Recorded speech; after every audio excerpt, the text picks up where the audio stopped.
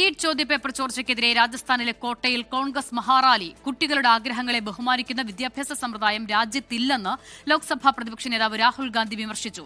അതേസമയം ടെലഗ്രാമിന് താൽക്കാലിക വിലക്ക് ഏർപ്പെടുത്തിയതിൽ കേന്ദ്ര സർക്കാരിന് ഡൽഹി ഹൈക്കോടതി നോട്ടീസ് അയച്ചു. കേന്ദ്ര സർക്കാരിന്റേത് അതിരുകടന്ന നടപടിയെന്നും നിരോധനം ഏകപക്ഷീയമെന്നും ടെലഗ്രാം വാദിച്ചു. നീറ്റ് UG പുനഃപരീക്ഷ തടയണമെന്ന ഹർജി സുപ്രീംകോടതി അടിയന്തരമായി പരിഗണിച്ചില്ല.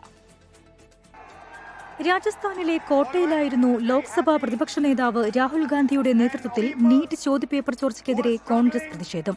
ചോദ്യപേപ്പർ ചോർച്ചയ്ക്ക് പിന്നാലെ ആത്മഹത്യ ചെയ്ത പരീക്ഷാർത്ഥിയുടെ ആത്മഹത്യാക്കുറിപ്പ് പങ്കുവച്ചായിരുന്നു രാഹുൽ ഗാന്ധിയുടെ പ്രസംഗം.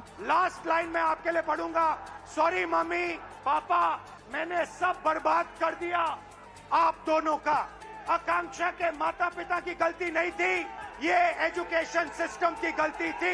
അതേസമയം നീറ്റ് പുനഃപരീക്ഷയുടെ പശ്ചാത്തലത്തിലെ താൽക്കാലിക നിരോധനത്തിനെതിരെ ടെലഗ്രാം സമർപ്പിച്ച ഹർജിയിൽ ഡൽഹി ഹൈക്കോടതി കേന്ദ്ര സർക്കാരിന് നോട്ടീസ് അയച്ചു.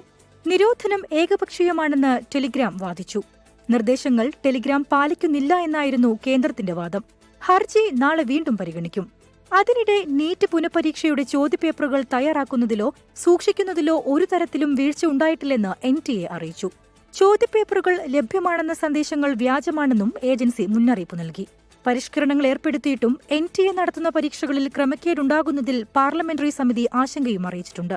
നീറ്റ് പുനഃപരീക്ഷയ്ക്കെതിരെ സുപ്രീംകോടതിയിൽ നൽകിയ പൊതുതാൽപര്യ ഹർജി നീറ്റുമായി ബന്ധപ്പെട്ട മറ്റു ഹർജികൾക്കൊപ്പം പരിഗണിക്കാനായി മാറ്റി.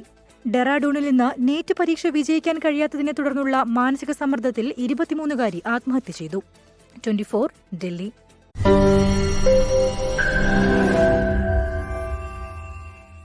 ലോകത്തെവിടെയായാലും ഏത് സമയത്തും 24 വാർത്തകളും ഓഗ്മെന്റഡ് റിയാലിറ്റി പാക്കേജുകളും എക്സ്പ്ലെയിനറുകളും വിശദമായി കാണാൻ ഞങ്ങളുടെ YouTube ചാനൽ നിങ്ങൾക്ക് സബ്സ്ക്രൈബ് ചെയ്യാം.